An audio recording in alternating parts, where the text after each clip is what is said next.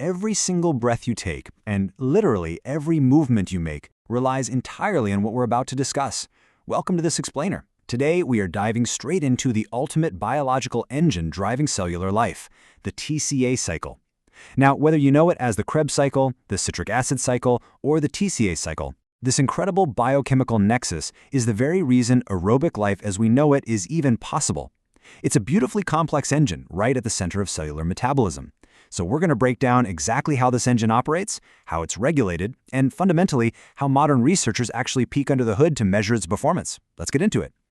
Here's our roadmap for today. We'll start with the central metabolic hub, trace the reaction cascade, look at regulating the biochemical nexus, map out the energy and biosynthetic outputs, and finally, we'll wrap up by looking at a specialized TCA cycle analysis service.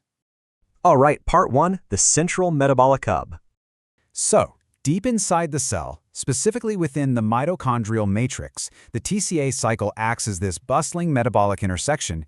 You can basically think of it as the ultimate biological recycling center and power plant all rolled into one. It is the core hub where the breakdown products of carbohydrates, lipids, and proteins all finally converge. And the primary goal here? To oxidize acetyl-CoA. By doing that, it acts as a dual-purpose factory, coupling pure energy production with the creation of vital biosynthetic precursors that you absolutely need to sustain cellular homeostasis. Now, this engine operates in 5 beautifully sequenced phases to ensure a constant metabolic flux. First up, we have acetyl-CoA formation, which is primarily derived from pyruvate oxidation or fatty acid catabolism.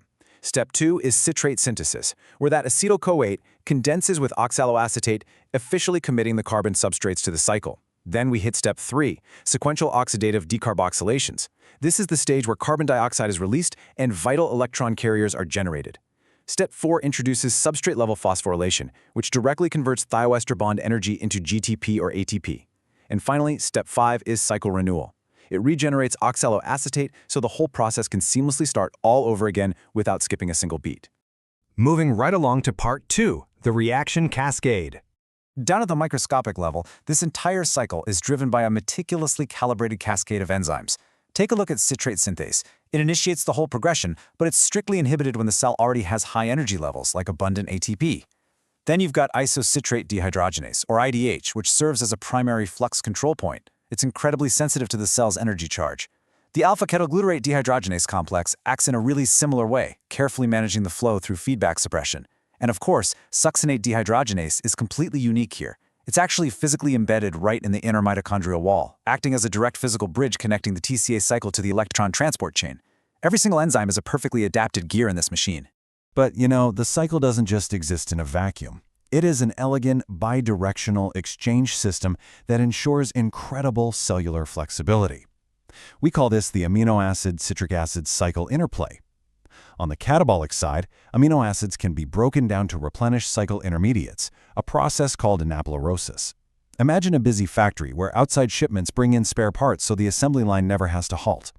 It's a brilliant survival mechanism that sustains energy flux during nutrient stress. But on the flip side, we have anabolic utilization. Here, intermediates are actively withdrawn from the cycle, which is called cataplerosis. Think of this as taking parts off the main assembly line to go build other essential machines elsewhere in the factory, like lipids or new non-essential amino acids. It's a constant, dynamic, balancing act of give and take. Which brings us to part 3, regulating the biochemical nexus. So how exactly does a cell know when to speed up or slow down this machinery to prevent overheating or wasting resources? Well, the cell relies on 4 highly tuned metabolic modulators. First is substrate availability. Simply put, the cycle can only run if the raw materials are actually there. Second is energy charge sensing. The cell is constantly monitoring the ratio of ATP to ADP. If ATP is high, it hits the brakes. If ADP accumulates, signaling an energy deficit, it hits the gas. Third is redox homeostasis. A high ratio of NADH to NAD+ will automatically inhibit key enzymes to prevent reductive stress. And fourth, we have calcium signaling. It is a fascinating biological fact that in excitable cells, sudden calcium surges, like a muscle contracting to run, instantly kick the TCA cycle into overdrive, synchronizing energy production perfectly with moments of high demand. Let's move to part 4, energy and biosynthetic outputs.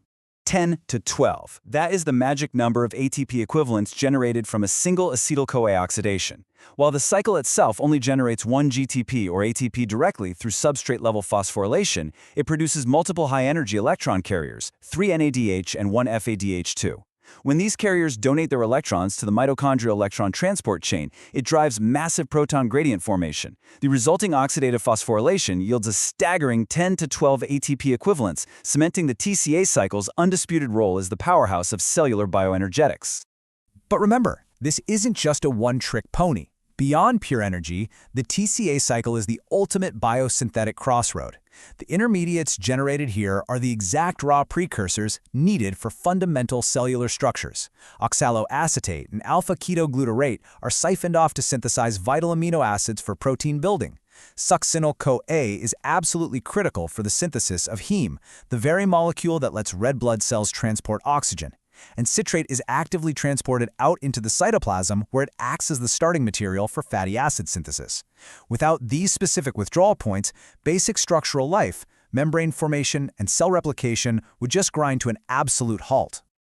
Okay, so with such an intricate balance of inputs, outputs, and rapid metabolic shifts required to sustain life, the natural question becomes, how on earth can we accurately quantify this machinery in the lab? When a researcher needs to know if a cellular model is relying on glucose versus glutamine, or if an environmental stressor is stalling a specific enzyme, how do they actually find out? Because these metabolites fluctuate in fractions of a second, capturing this data is genuinely one of the hardest challenges in modern biology.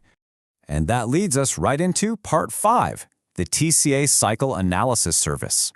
To tackle this challenge, Creative Proteomics provides a highly specialized TCA cycle analysis service that allows researchers to confidently map these rapid metabolic pathways. They utilize advanced targeted liquid chromatography with tandem mass spectrometry, or LC-MS/MS. This is a game changer because polar metabolites, like citric acid, can be notoriously difficult to retain and separate in standard chromatography. They've specifically tailored their protocols utilizing specific hydrophilic interaction chromatography to decode cellular metabolism with incredible precision. And the versatility of this service is pretty remarkable. Whether you're studying plant roots reacting to environmental stress or animal cellular models undergoing nutrient deprivation, they can handle it.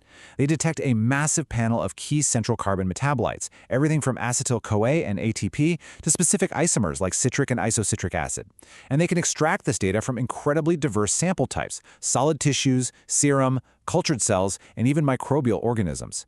Importantly, they often require just microscopic volumes or very small cell counts to run a full profile, which is a massive advantage when your sample material is scarce. Now, instead of giving you relative guesses that are hard to publish, they use dual verification with isotopic internal standards to tell you exactly how much of a metabolite is present. That gold standard absolute quantification, paired with strict internal quality controls, ensures really high reproducibility. Your data is going to hold up robustly across sample batches. They even support fine-grained cell analysis from flow-sorted populations.